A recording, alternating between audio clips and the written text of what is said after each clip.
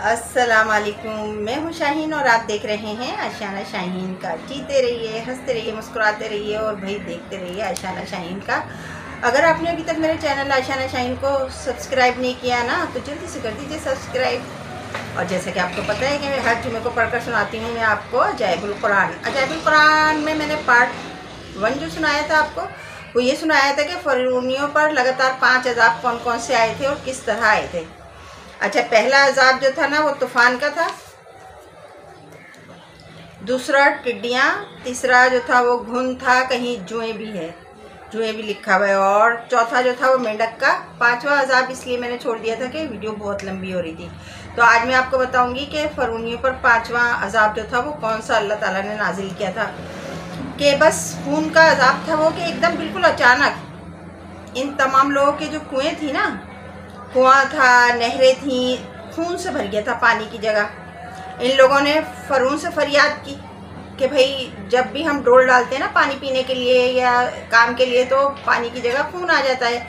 तो इस सरकश ने कहा ये हज़रत मूसा अलैहिस्सलाम की जादूगरी है, नज़रबंदी है। ये सुनकर फ़िरौनियों ने कहा कि ये कैसी और कहाँ की नज़रबंदी है कि हमारे खाने पीने के बर्तन भी खून से भर गए, और जो मुसलमान हैं ज़रा भी असर नहीं हुआ उन पर इसका। तो फ़िरौन ने हुक्म दिया फ़िरौनी लोगों को कि तुम मुसलमानों के साथ एक ही बर्तन में से पानी निकालो। मगर अल्लाह ताला की कुदरत देखिए, उसकी शान देखिए कि मुसलमान इसी बर्तन से पानी निकालते तो नहायत ही साफ़, शफाफ और मीठा पानी उनके बर्तनों में आ जाता। और जब इसी बर्तन से वो निकालते पानी फ़िरौनी, तो खालिस और ताज़ा खून से भर जाते बर्तन। अच्छा, अब कितने दिन प्यासे रहते, ज़ाहिर है खून तो पी नहीं सकते थे। अब जब हद से ज़्यादा परेशान हो गए ना, तो फिर फ़िरौन के पास गए।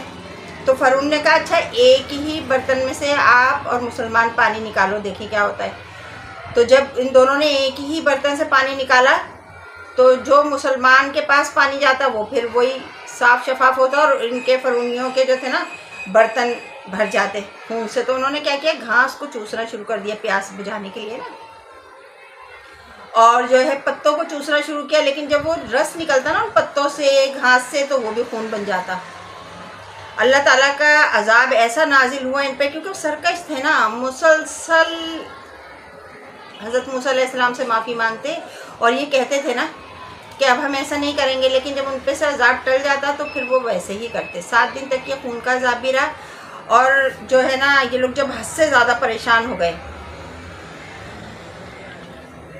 तो जो है ना फिर दरिया नील में अल्लाह ताला ने इनको गर्क कर दिया था, क्योंकि वो ऐसी नाफरमान और सरकश कौम थी कि वो बाज नहीं आती थी। माफ़ी मांगने के बाद फिर वो वही हरकत करती थी। इस तरह वो लोग दुनिया से नेस्त और नाबूद हो गए थे, और उनके कब्रों तक का निशान नहीं।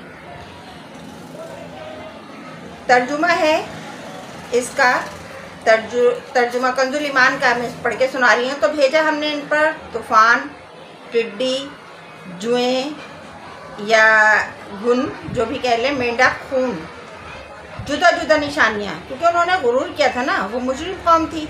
और जिन पर अजाब पढ़ना कहते हैं, ए मूसा हमारे लिए अपने रब से दुआ करो। अच्छा, वो अहद करते थे, और अल्लाह ताला से दुआ करवाने के बाद जब उन पर से अजाब टल जाता तो वो फिर अपनी रविश पर कायम हो जाते थे। अब इससे दर से हिदायत क्या मिलता है? इससे दर से हिदायत ये मिलता है कि अहद शिकनी और अल्लाह के नबियों की तौहीन कितना बड़ा और हौलनाक जुर्म है। और इसी वजह से फ़िरौनियों पर बार बार अज़ाब इलाही किस्म किस्म की सूरतों में उतरा, यहाँ तक कि आखिर में वो दरिया में गर्क होकर दुनिया से फना कर दिए गए। लिहाजा हर मुसलमान को अहद शिकनी और सरकशी के गुनाहों से बचते रहना लाजिम है। अच्छा, अब इसमें देखिए कि हज़रत मूसा अलैहिस्सलाम का सब्र व तहम्मुल और इनकी जो थी ना नर मिजाजी इंतहा को पहुंची हुई थी, कि हर बार बार वो नाफरमानी करते, और बार बार जब वो आते ना तो मूसा अलैहिस्सलाम अल्लाह ताला की बारगाह में दुआ कर देते थे उनके लिए।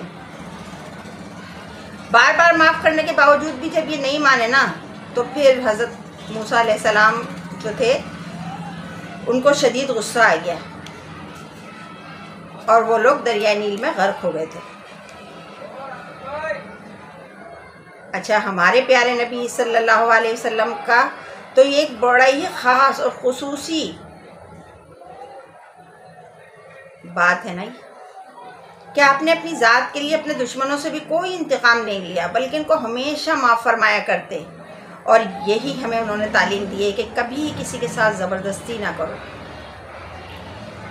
کسی کے ساتھ جبر نہ کرو، لڑائی جھگڑا نہ کرو، محبت سے رہو، مٹھاس سے رہو، دشمن کو بھی معاف کر دو۔ آپ کو پتہ ہونا ہی آپ کا دشمن ہے، دیکھیں نیکی ہم کرتے ہیں نا، جب ہم کسی کے ساتھ نیکی کرتے ہیں تو جب ہم کرتے ہیں جب وہ ہمارے ساتھ بہت اچھا ہی کر رہا ہوتا ہے، ورنہ اکثر ہمارے جو میں نے بہت سے لوگوں کے منہ سے جملہ سنا ہے نا کہ میں اس کے ساتھ یہ کر دیتی تو یہ کامیاب ہو جاتا ہے، لیکن یہ تو میری ہر جگہ بیٹھ کے برائیاں کرتا ہے، میں اس کے ساتھ ایسی نیکی کیوں کروں؟ تو بھائی پیارے نبی کی امتی ہونا، دشمن کے ساتھ حسن سلوک کا حکم ہے، تو جب دشمن کے ساتھ حسن سلوک کرو گی نا یا کرو گے تو پتہ لگے گا کہ حسن سلوک ہوتا کیا ہے، نیکی ہوتی کیا ہے۔ اچھے لوگوں کے ساتھ جو ہمارے دوست ہوتے ہیں، اچھے ہوتے ہیں، جو ہماری اچھائی اور بھلائی کر رہے ہوتے ہیں نا، ان کے ساتھ نیکی کرنا کوئی بڑی بات نہیں ہے۔ نیکی کرنی ہے تو ان کے ساتھ کرو جو اندر اندر آپ کی دشمنی کر رہا ہو،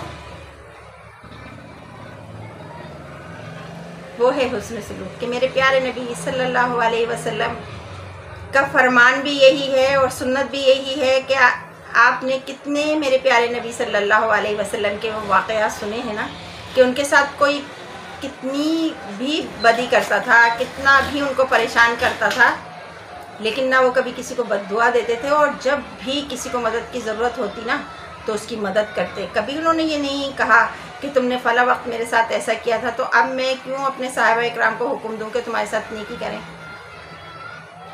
تو اگر ہم اس تعلیمات پر چلیں گے نا تو انشاءاللہ تعالی ہمارے جو دشمن ہیں نا وہ بھی ہمارے کبھی نہ کبھی دوست بن ہی جائیں گے۔ بس دعا یہ کریں کہ اللہ تعالیٰ آپ کو حاسدوں کے حسد سے بچائے، شریروں کے شر سے بچائے، اور صرف اپنی رحمت کا سایہ ہم پر سلامت رکھے،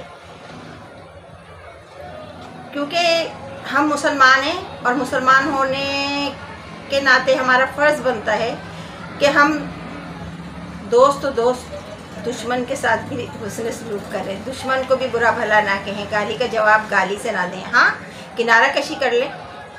یہ نہیں ہے کہ کوئی ہمیں مسلسل برا بھلا کہتا رہتا ہے یا کوئی ہمیں پسند نہیں کرتا ہے تو ہم اس کے سر پہ جا کے سوار ہو جائیں، ایسا نہیں ہے۔ آپ محسوس کر لینا کہ یہ آپ کے لیے اچھا نہیں ہے شخص، آپ کے لیے برائی رکھتا ہے دل میں، تو اس سے کنارہ کشی کر لیں، دور ہو جائیں، اپنا راستہ الگ کر لیں، یہاں تک تو ٹھیک ہے۔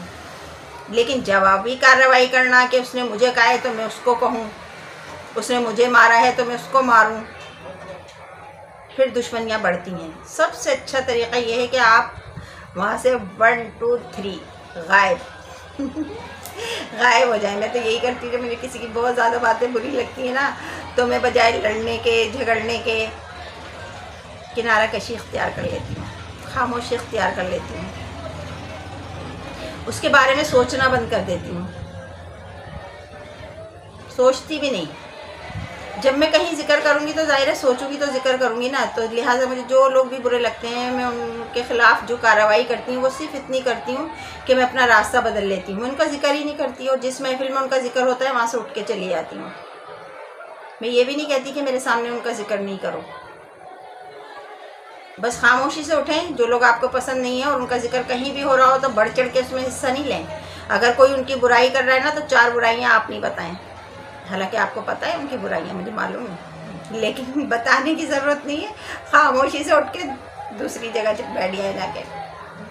آج کے لیے اتنی ہی زندگی رہی تو انشاءاللہ تعالیٰ پھر ملوں گی اسی طرح ہنستی مسکراتی آپ سے باتیں کرتی، اور اپنا رکھیے گا بہت زیادہ خیال۔